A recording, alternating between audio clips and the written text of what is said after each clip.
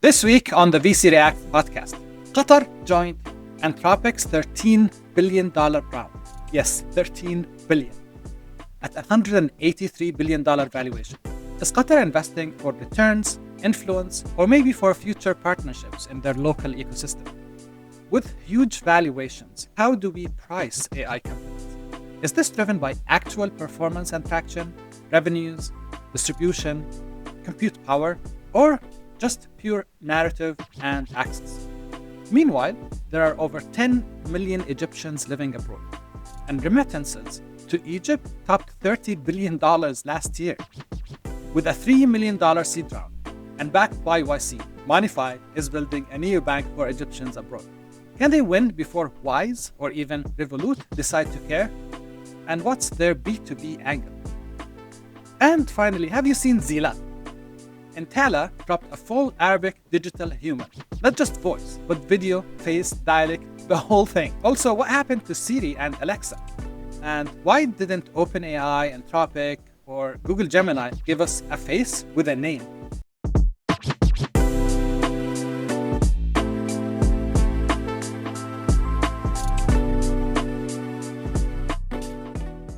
Hi everyone, and welcome to a new episode of the VC React podcast. Every week, we bring you insights and reactions from top VCs, LPs, and angel investors reacting to the latest news on startups, funds, and investment rounds. Let's jump into it with our guest for today, Dina El-Shenoufy, co-founder and general partner at F6 Ventures, and a new Kauffman Fellow. Welcome to the Kauffman Fellows program, Dina. Thank you. It's an exciting one. Husameddin AlMadani, general partner at a newly launched 2Pi Ventures after a decade of angel investing. Congrats on launching the fund, Hussam. Thank you, Ahmad. In the video description, you can find more details on our guests, their LinkedIn profiles, and links to their companies' websites. This episode is brought to you by OCTA, the AI-powered finance automation platform built for modern businesses. Managing receivables is not one task. It's dozens of repetitive ones. Correcting invoice details, updating PO numbers, following up on payment status. It's operationally critical, but painfully manual. OCTA changes that. It helps you automate your financial operations, starting with accounts receivable, so you can focus on what you're actually good at, growing your business. From contract to cash, OCTA's AI agents handle everything: invoice creation, reminders, dispute resolution, payment tracking, reconciliation, even financing. You don't need to learn how to use OCTA. OCTA learns how you work. It adapts to your SOPs and existing workflows to get the job done. Finance teams at Careem, Lean Technologies, and Outgram rely on OCTA to reduce admin time, speed up collections, and unlock cash flow. If you've heard of them before, you know that they used to say 100 companies use OCTA. The number is now 500. They are moving fast. And that kind of growth only happens because the problem is real and the solution actually works.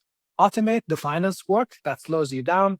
See how at weareocta.com. Our weekly news are brought to you by FWDstart, a twice weekly newsletter that breaks down what's happening in the MENA startup, VC, and tech space. Jamie, tell us what's happening with Anthropic this week. Yeah, look, I mean, small numbers being bandied about, nothing abnormal here. Yeah, look, numbers have just sort of lost all meaning in one sense. I think you just sort of become numb to the figures. And I think you especially do because, I don't know about you, but it doesn't seem overly egregious, even in terms of the price that it's raised at. Like from a sort of like a market cap perspective, like the valuation, I'm like, yeah, okay, yeah, fair enough. Yeah, that seems like decent value versus OpenAI at 500 billion. I'm like, yeah, that's probably the value play. Yeah, if I could get a slice of that, sure. Look, I suppose there's a couple of different things from the regional perspective. Obviously, Dario Amodi, a couple of weeks back, this is sort of a thread that we've been following in terms of his disparaging comments regarding being stuck between a rock and a hard place, apparently, as maybe he would frame it, between having having no choice but to take Gulf sovereign wealth money in order to keep up with the likes of the other hyperscalers, OpenAI, Meta, etc. Wow, what a poor founder. It's a tough life. It's a tough life, but Look, I'm not shedding a tear, you no, guys. no, I find it difficult. I find it difficult to feel an enormous amount of sympathy. And look, interestingly, we don't have MGX, who was rumored to be involved in this. Now, look, this could be symptomatic of the fact that initially they were raising 5 billion, then it went to 10 billion, and in the end they've raised at 13 billion. So look, it kept jumping, and was enormously oversubscribed. And I reckon if they wanted to get another 7 billion and round it up to 20, they probably wouldn't have had much difficulty in doing that, truth be told. But we do have the Qatar Investment Authority joining here. So look, I mean, you could say that there's something of a geopolitical angle to this, and that, we've now QIA in Anthropic, and we have MGX who are involved with OpenAI on the other side of things. So yeah, look, it's an interesting one. But look, the figures are remarkable as well in terms of Anthropic. Like the revenue run rate, it's like from 1 billion in January to 5 billion in August. Like it's absolutely staggering. And obviously, if that's something that can be maintained and sustained moving forward, then seems like a good deal. Yeah. I mean, we doubt valuations of AI. And I think at least with AI, you can claim I'm putting a bet behind what is essentially an R&D machine, right? Like OpenAI, Anthropic, any of the others, right? These are not just a play on annual recurring, but these are a play on what more can the future hold in terms of taking a bet on R&D. But then you look back and you say, you look at all the sort of the regional sovereigns doing just as crazy valuations back at the time on Uber, right? And Uber, if you look back, didn't even have the R&D angle. It was more of a tech enabler than anything, and still we had the very unfortunate WeWork. So I think the sovereigns in the region are no new players to the game of sort of taking big bets on international plays in terms of technology and new trends, be it sort of e-commerce with Alibaba, or be it sort of consumer sort of tech such as Uber. And so I'm not alarmed at this valuation as much as I would have been alarmed, for example, at the Uber valuation. Look, I've got to say this again. Congratulations on your 50th episode. I call your podcast the unfiltered truth in the world of VC and investment. So I love that about it. And in Saudi Arabia, we say, Bayyad Allah wajhak. I don't know how you can translate that in your podcast.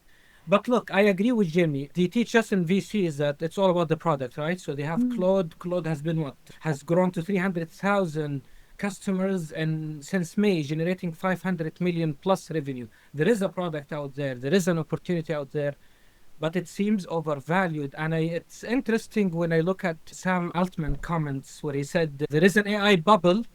And while he was saying this, the valuation of OpenAI was 500 billion.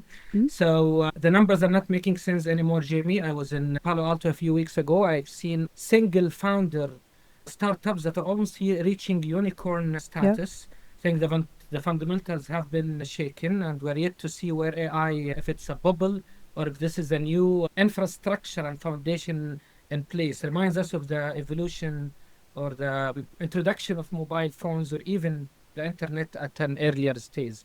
It is not just a layer in a stack. It's a complete ecosystem and a complete infrastructure. I want to talk a little bit on Qatar's choice to invest. I find this very that's actually my first question. Yeah. Why do you think they invested? Well, I couldn't go worse than Builder, could it? Dina, would you like to start?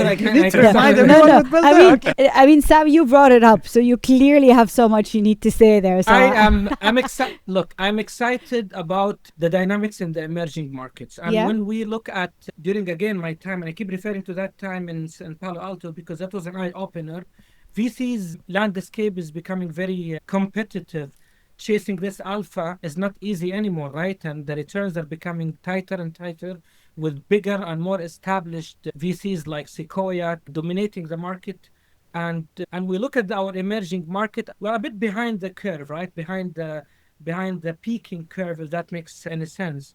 So seeing Qatar investing in Anthropic and Anthropic taking on this investment gives me comfort that our region, our sovereign funds, our emerging markets are relevant.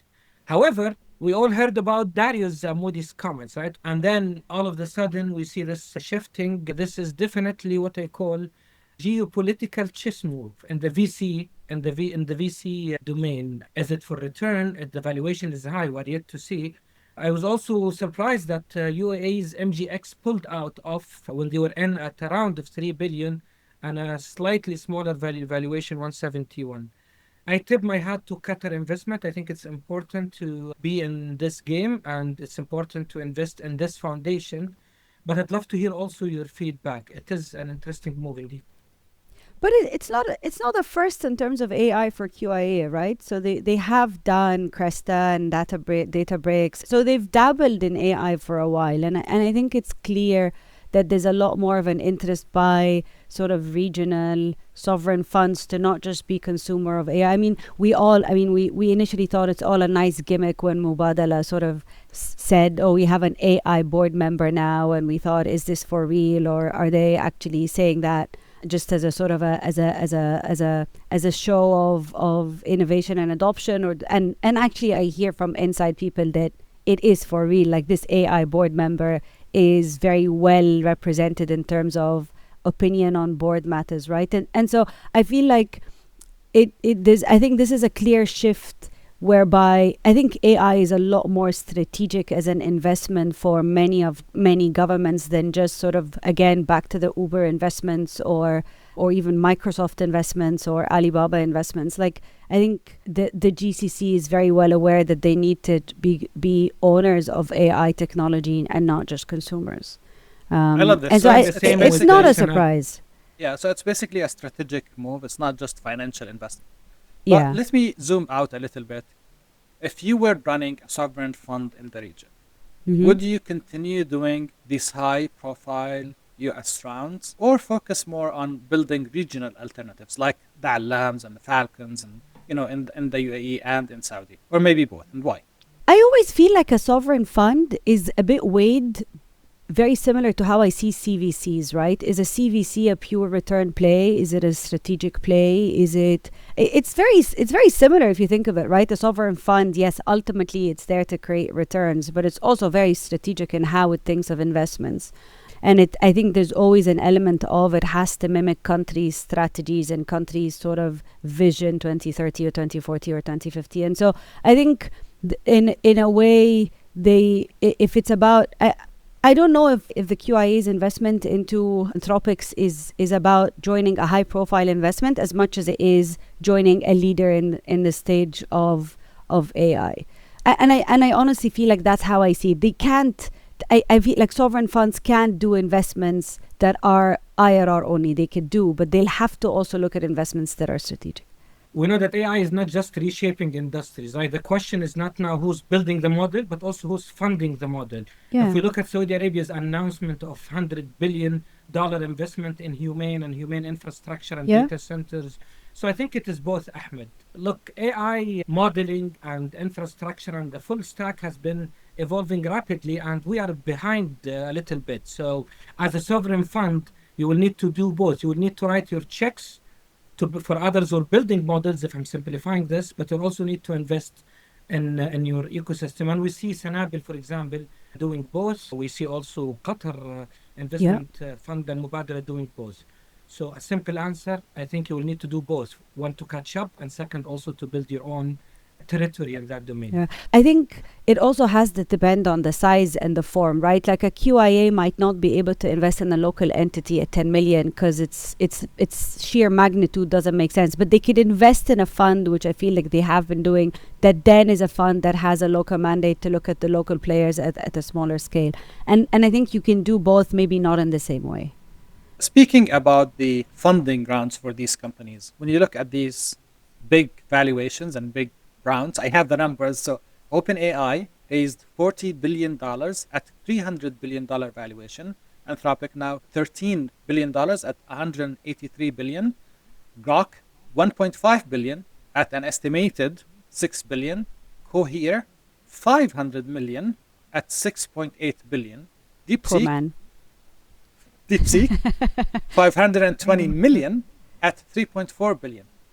The valuation gap is massive here, and the funding is massive, right? As VCs, how do we even begin to price these companies? Is there, is it driven by actual performance, distribution? What is happening in there? And why do you think Cohere and DeepSeek raised a lot less money than all of the others. Are they more capital efficient? It's not just about China versus the US, because Cohere is in Canada.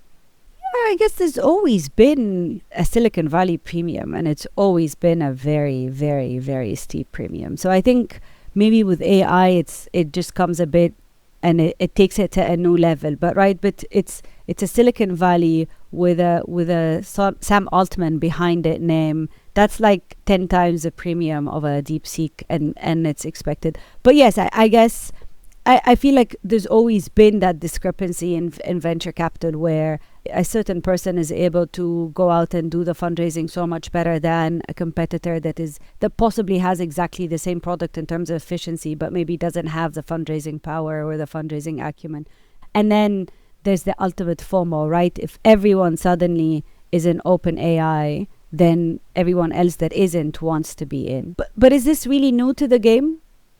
I feel like there's always been that. There's always, a premium for Silicon Valley companies. They raise more money and they're valued at much higher valuations. And they keep growing fast for some reason.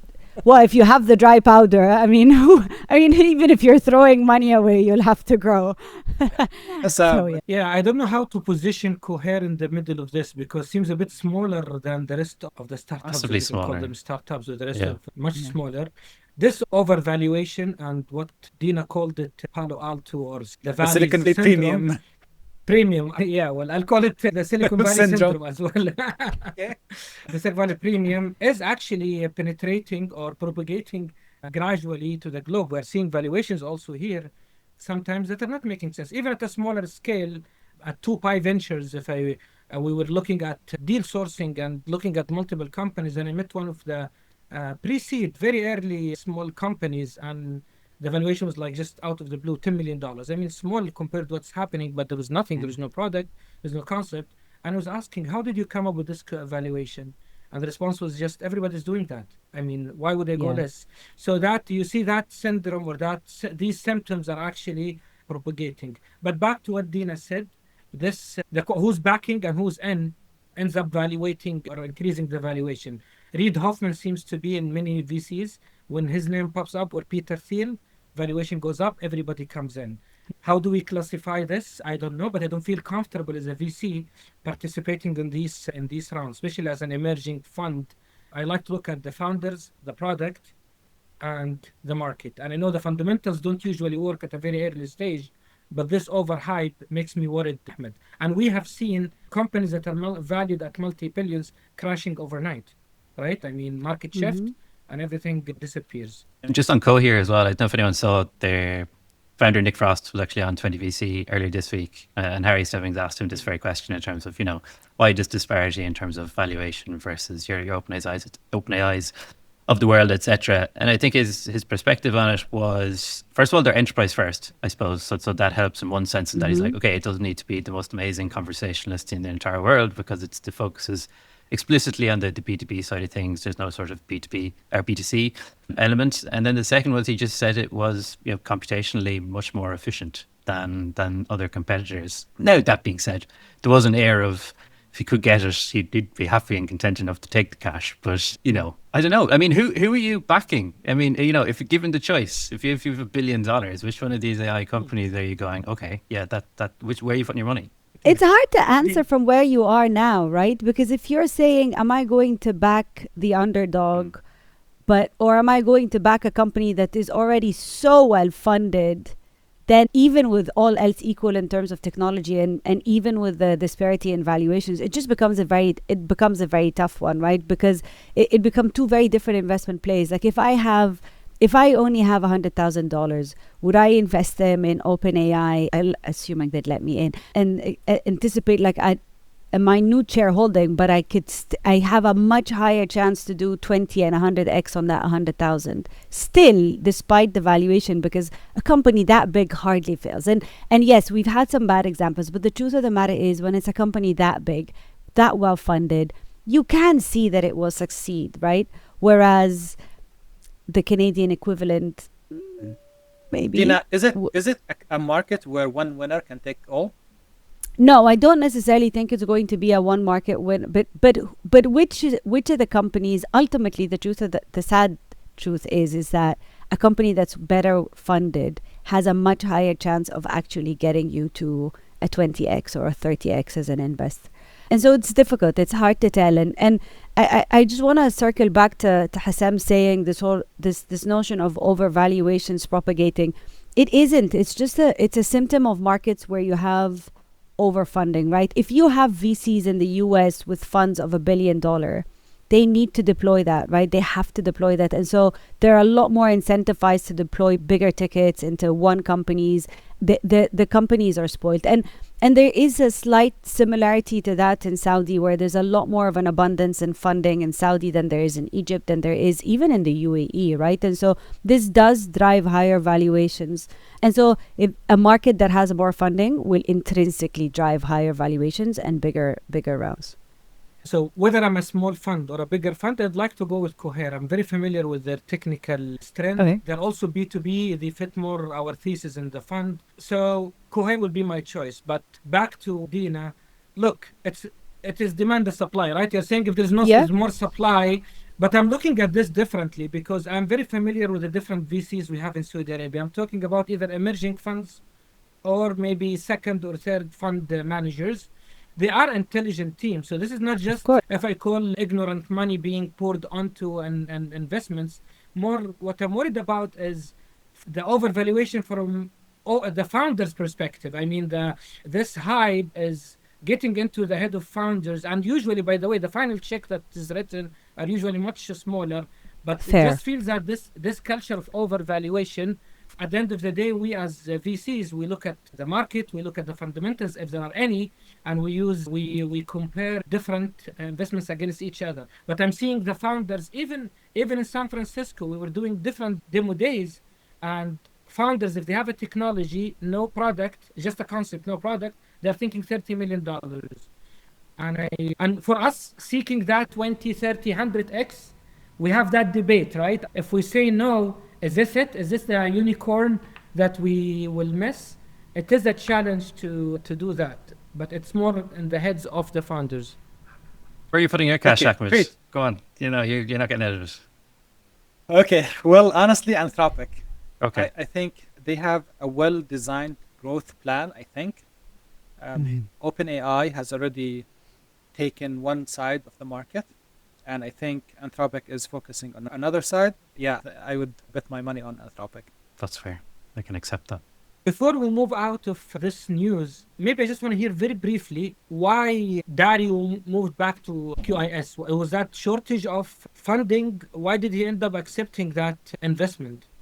Looked at there, it's not a partnership which is going to participate sort of on the ground data centers in Qatar, for example. Like it's a cash only sort of transaction in terms of into the company. Oh, you mean compared to Saudi Arabia? Yeah, where there's no sort of there's no strategic angle as far as I can tell. Maybe that's why this amongst all of the Gulf players was maybe the most compelling. Jim, you could be right because he said it is an investment that is narrowly scoped, Yes. and I'm reading from my notes. Yeah.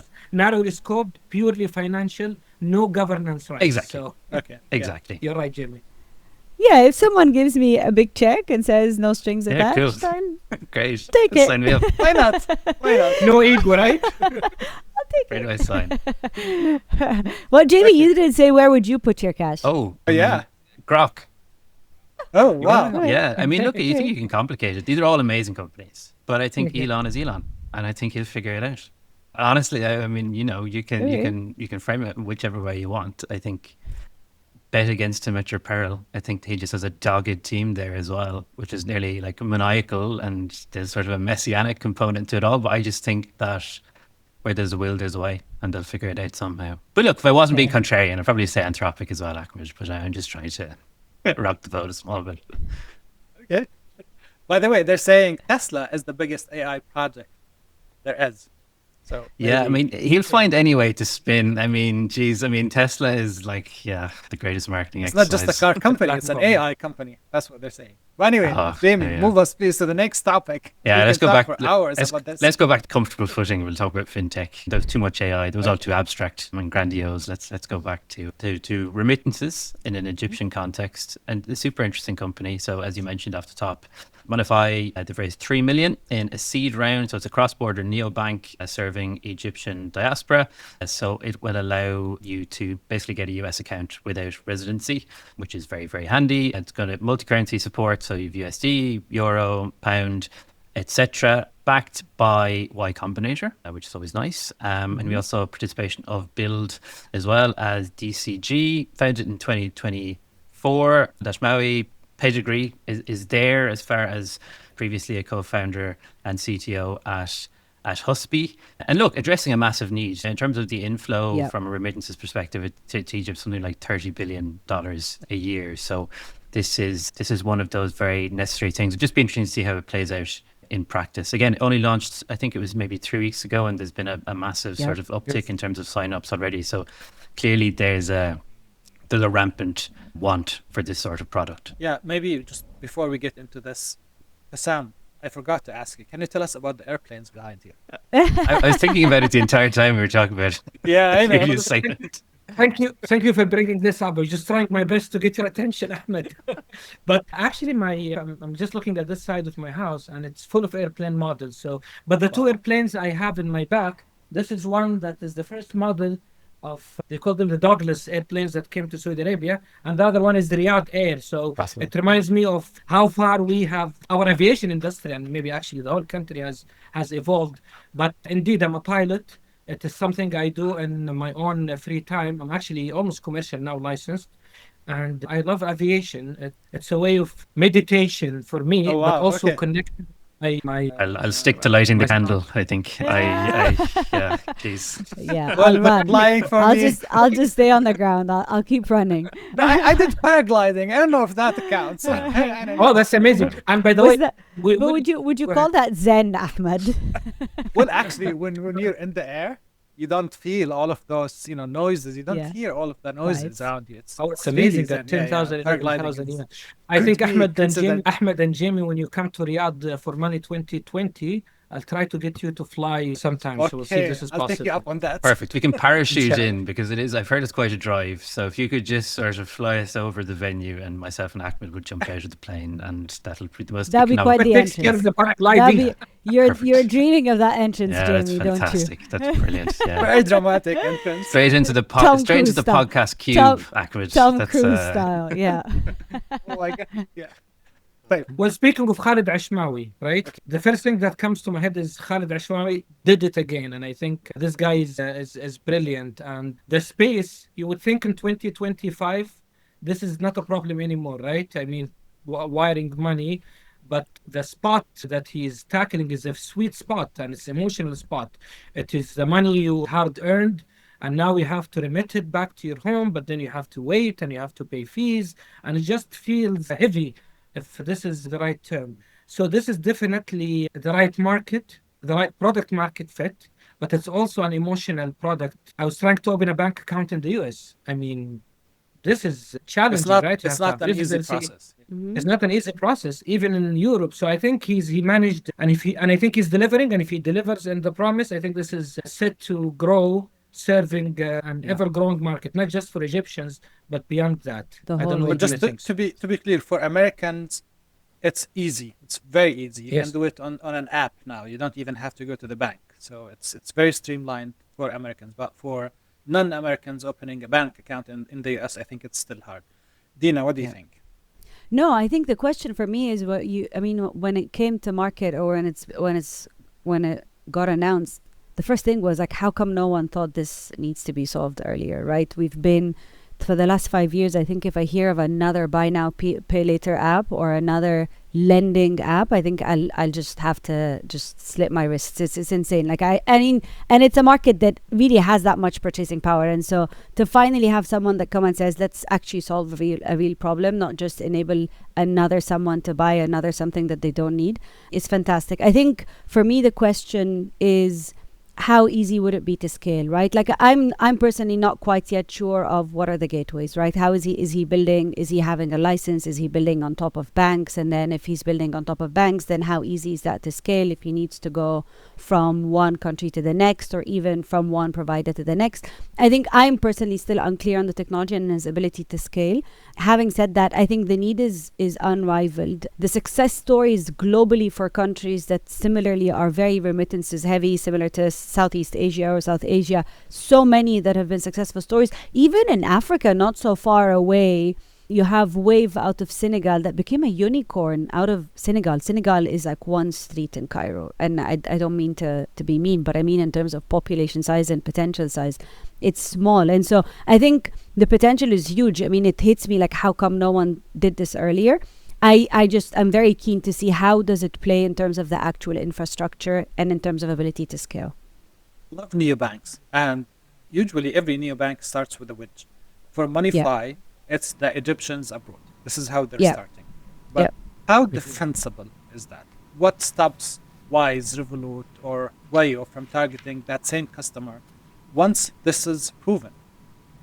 So Ahmad, I think this is yet to be a case whereby is it easier for Munify to grow and then be acquired? Because I think ultimately it's also behavior, right? Now these things, you're right, the technology and the infrastructure is the same, but what could be very different with Munify once it actually launches is it's the user experience and speaking to a different mentality and speaking to a different culture, right? And I always go back to one of the companies we invested in. It was a dating app, but it's a dating app for the culturally sort of conservative ecosystems. It was an idea when we invested this, so as Flat 6 Labs at the time predated F6 Ventures. And then in 18 months, they went viral because they built it around sort of very, very conservative. The females had the power. It was about how you unlock relationships. And then Match.com 18 months in said, well, there's no point. We've been trying to target that market for the longest time. It's not about just having a technology or an app. It's about having the cultural appropriateness and the angle, and they acquired it at 16x what we invested in. And so sometimes it's more about being able to capture a market is more than just a technology. And I think if Munify is able to do that, then they become an acquisition target rather than, and that becomes, I think, their defensibility. Okay, makes sense. Hassam, what do you think? Yeah, I think, look, anybody can invest money to build an alternative or competing products, right? Yeah. Especially if it's not really proprietary. I think what Khalid is doing is blending infrastructure with empathy, because people, I mean, if you build that relationship, this empathy to from 30 billion stream of remittance and 10 million you mentioned, right? Egyptians abroad, that is a very solid foundation for others to catch up. And it's actually similar to many products. You think of FWD's growth, you think of Wealth also with the pivot they did recently. It is tapping into that empathetic relationship. And if he managed to do this well, and I agree with Dina, I looked for the technical infrastructure and I couldn't get a lot of details. It says a financial rail to the banks, and I don't know what that means. But if he manages to do that right, with licensing, with fees, with ease of use and so on, it will be hard for people to catch up, and it will be either distant for an acquisition ultimately if it gets enough traction. I wanted to tie this to also the Gulf investment on Anthropic, right? You see Gulf money also is tapping into people who are technically savvy, living abroad, but also understand the relevance of our culture and ecosystem. I'm excited to see Gulf VCs also tapping into that domain. Even in our fund at 2Pi Ventures, we look at that. We look at these. You mean diaspora founders living abroad and investing in them? Exactly, or diaspora founders. As a market, target that market by the companies. No, diaspora founders. Okay. And also technologies targeting the diaspora community. We are looking at Syria and the emerging market in Syria also very carefully, looking at amazing talent that is abroad. So I think there's both ways, Ahmad. I think there is an opportunity there when you are technically savvy but understand your local culture. Do we know anything about their B2B angle? It seems to me like a neobank targeting individuals, the end users, the consumers, right? But they mentioned multiple times they have a B2B angle. Yeah, Jamie, do a you know B2B what's that? they're offering, I think it's APIs for businesses to handle like payouts, pay-ins, Yeah. card issuance, that kind of thing. So, I mean, they mentioned already that apparently they've signed contracts with number of companies, like it's projected 50 million plus in monthly cross-border volume already. So that's, as far as I can tell, that's the B2B angle. What do we think about that, Dina, Sam? So I feel like the B2B angle is their hedge. My concern is that if the B2B angle picks up, then it doesn't actually tap into sort of the remittances. Yeah. It becomes a distraction from some focusing on the B2C unsolved and untapped opportunity. I get what they're trying to do. They want to have sort of early money revenue generation, and I think the B2B gives them that. It just, I feel like, is a different user experience and a different technology to actually remittances and solving remittances, but it's yet to play out. Like I'm very keen to see how that company folds out in the next few months and the next year particularly. But I get it. I think there are many Egyptian founders now, and I think it's also a good thing that have become a lot more focused on trying to get early revenues to maintain a sense of being able to sort of maintain and defend their valuation and keep further investment coming in. And so I get that. They talked about offering a platform on or the channel for businesses to pay freelancers who are living abroad. That was maybe the biggest angle they highlighted. And I think there is an opportunity out there. Even in my small business, when I try to remit money to freelancers abroad, it is not an easy way to do that. And for but there are strong players there, Hussam. So I hope they don't build it on that, because that has competition. There are markets. I mean, we've invested in one that does very similar, like that supports you in terms of hiring like remotely, but then also just hiring consultants, and it's a fantastic platform, Remote Pass, that allows you to sort of find contracts off the shelf and be able to hire, and so there are quite a few competitors doing that. And again, I'm not saying that it's one player that can take it all. There could potentially be, it's a market big enough, but I feel like remittances, that is where no one's competing with them, and that's where if they focus, they could have a big success, a big exactly hit. And their positioning, by the way, no, that's a complementary opportunity they have. Their entire focus is on remittance, and I don't think they're talking about creating a platform for freelancers. No, they're talking about the actual payout process. So we'll see. We're yet to see again how this plays out. But just answering Ahmad's point, this is the angle they talked about it, at least from my research, B2B activities. Awesome. Before we move to the next story, one last question about this. So it seems that YC backed Munify, but it's not the first. Over the past few batches, we've seen YC backing Open, it's a Jordanian American company, Baraka, Pylon, Aminli, and many others, especially in Fintech across MENA. Is YC starting to see something here that global VCs are not seeing? Or is just founder momentum that they keep applying to YC and get accepted? And is YC coming to compete with accelerators in the region, Dina? Yeah, I think this is not new, right? YC invested in Instabug back in 2014, right? I invested in Instabug at the time through Leap Ventures with Hannah Fadel. Exactly. And so this is not new. Like YC has always invested very, very selectively in the region. They have a very, very particular profile of founders that they like to back. And I think that the YC model has always been that if they're investing outside their comfort zone, which is the backyard, which is the USA, then they look for founder profile a lot more than they look for just the opportunity or and I feel like if you look at all the companies you've mentioned, it's very, very strong founders that have sort of successful exits or been part of big successful stories that they like to bet back on. But yeah, it's not necessarily super new. I tend to disagree a little bit. I think incubators, global ones, are coming to the region. You are seeing now Global 500 are almost everywhere now, partnering with multiple regional offices, have Endeavor in place. I think YC is destined to come to the region sooner or later. Maybe that's an early teaser, but I think seeing the dynamics, I think they are destined to come here.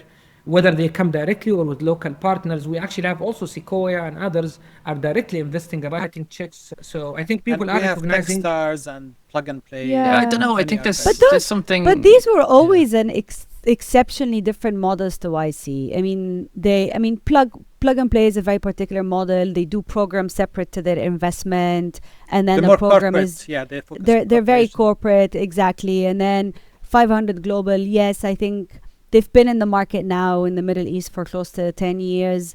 I think they're just chasing again where they find. But I mean, YC has been so adamant on saying, where there's only one YC, it's one program. We look globally, but we're a US based. It's not a very program like, which is similar to the Flatix Labs model. So they're not sort of a very structured program the way we do it. It's all based on mentorship and the partners that are mentoring. So it's always, the YC always had that aura of, oh, but we're different. We're not just another accelerator. I don't know if they'll come off their high horse, but they've always had a very particular. I think it's the exclusivity. It's nearly aspirational in a certain sense, isn't it? And I think, I think for them to expand geographically, maybe dilutes the power of that to a certain extent.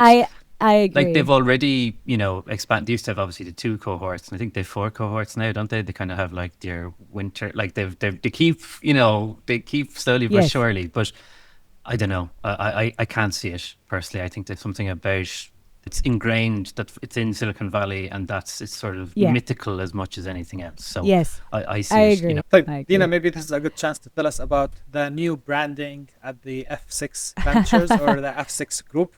What's happening?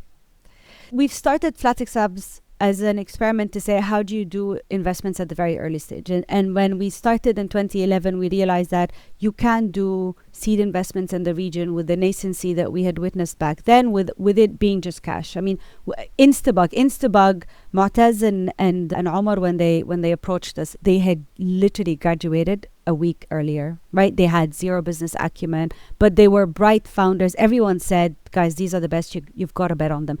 They actually applied to us with a completely different model. And so it was a whole different product than what Instabug is and was. And so we said, right, but if we're going to give them cash, we can't just give them cash. We have to invest in them into the program. And so we've started out as investors, but then over the years, I think the program became so big that Flatix Labs became associated with running programs, and it is an investor. And then as someone who's always been on the investor side, I'm like, okay, I just want to do investments again. And so we decided to sort of take back investments out, keep the brand name for Flatix Labs as the program's management entity, and then we extract the investment acumen again under F6 Ventures, so that F6 Ventures is purely the fund management, and even to remove the conflict from both entities, because at some point when investment was also under the programs, it meant that we as the investment component in Flatix Labs always hindered the growth of programs, and vice versa at some level. And so this way is just, it becomes cleaner. We focus on portfolio management. We don't get boggled up by sort of the operations of the program, and the programs team can grow independent. And so it's exciting. I think it's actually, we've come a full circle. We've started as investors. We grew so much, and then we sort of come back to just doing what we've always wanted to do, which is investing in bright founders. Who's better to do that than you, yourself, Dina, and the team you have? You're the veterans in the market. I appreciate You've started before everyone else started. We've started before it was cool. Exactly. Ahmad, I was just telling my mom the other day, it was funny, we had a company, bless them, and it was one of the most successful companies we invested in 2013. And 6 months in, just when things were turning around, the founder comes in and says, I have to quit. And I'm like, what? You guys are doing great. And he says, yeah, but I'm going out to propose, and my father-in-law would not let me marry his daughter unless I get a job, a 9-to-5 job, right?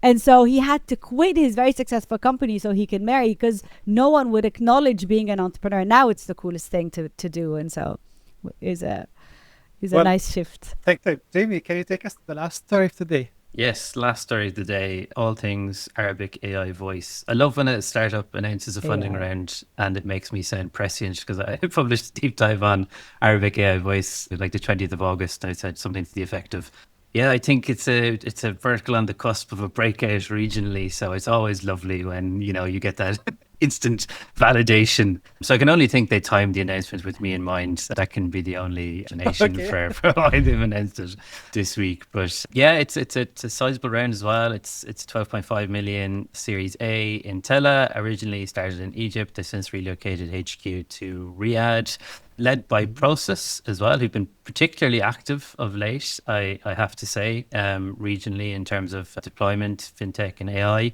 And I believe they're announcing another round next week as well that they've led regionally. So they're busy. Robin is extremely busy there. Also participation of 500 Global, Wide Ventures, Hala Ventures, Idrisi, Hearst Lab. So look, brings the total funding to 16.9. In terms of, look, I suppose the reason why I said it was on the cusp of breakout is it's not really prescient. There's a ton of startups recently. Like we had South in Saudi raised their big pre-seed. We've had Witify as well, similarly in the space. You've Cosmo X, I think getting that right. Dubai based, also took part in YC.